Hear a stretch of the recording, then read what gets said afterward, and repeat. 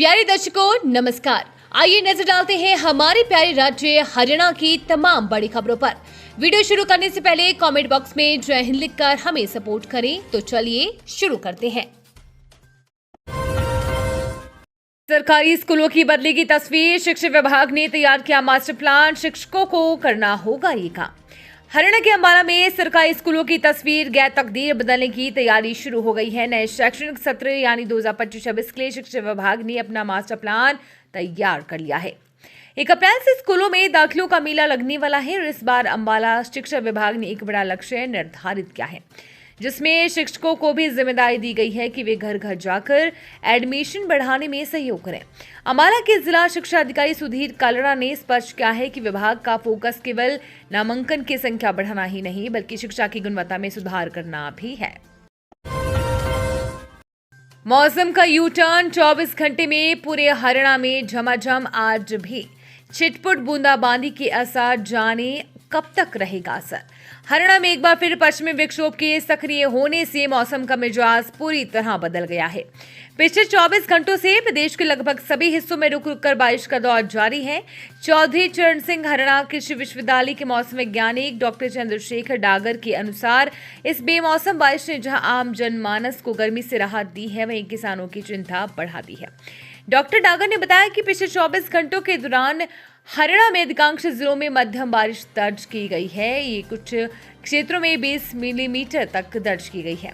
बारिश और ठंडी हवाओं के चलते प्रदेश के अधिकतम तापमान में 8 डिग्री सेल्सियस तक की बड़ी गिरावट दर्ज की गई है, जिससे मौसम में दोबारा ठंडक महसूस की जा रही है।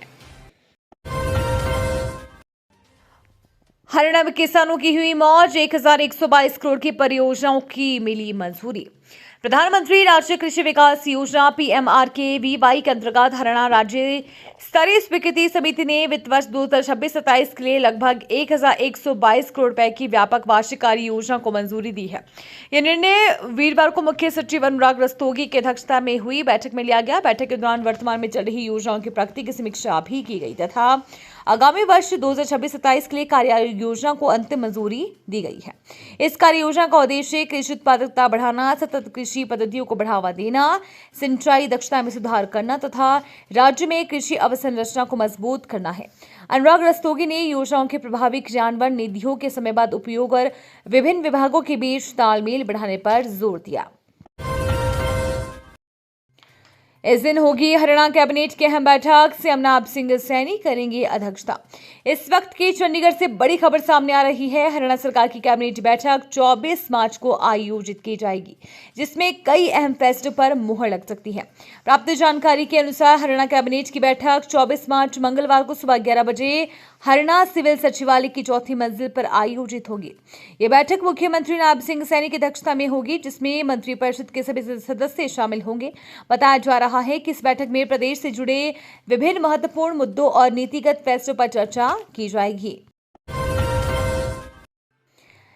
नौकरी भी गई, कर्ज भी चढ़ा। कुरुक्षेत्र में सुपरवाइजर के साथ 40 लाख की ठगी, आरोपी पर केस।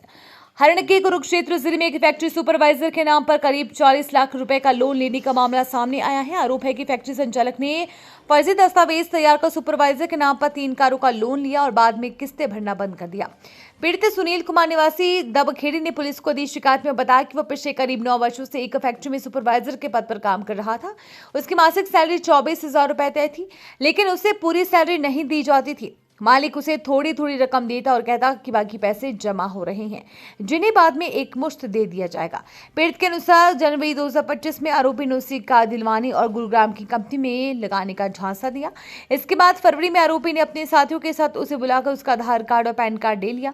आरोपी ने उनके नाम पर बैंक ऑफ बड़ौदा से डेराबस्सी ब्रांच में खाता खुलवाया और पासबुक व अन्य दस्तावेज अपने पास रख लिए। हरियाणा में महंगा हुआ पेट्रोल, 3000 पंपों पर नया रेट लागू, चेक करिए नया प्राइस। अमेरिका, इजरायल और ईरान के बीच बढ़ते सैन्य तनाव का असर अब हरियाणा की अर्थव्यवस्था और आम जनता की जेब पर दिखने लगा है। एक और जहां अंतर्राष्ट्रीय अस्थिरता से कारोबार प्रभावित हो रहा है, वहीं दूसरी ओर तेल कंपनियों ने प्रीमियर पेट्रोल की कीमतों में 1.89 रुपए से लेकर 2.35 रुपए प्रति लीटर तक की बढ़ोतरी कर दी है। राहत की बात यह है कि सामान्य पेट्रोल की कीमतों में फिलहाल कोई बदलाव नहीं किया गया है। किस कंपनी ने कितने बढ़ाए दाम। हरियाणा के करीब 3000 पेट्रोल पंपों पर नई दरें प्रभावी हो गई हैं। सार्वजनिक क्षेत्र की तीनों प्रमुख तेल कंपनियों ने अलग अलग अनुपात में कीमतों की वृद्धि की है।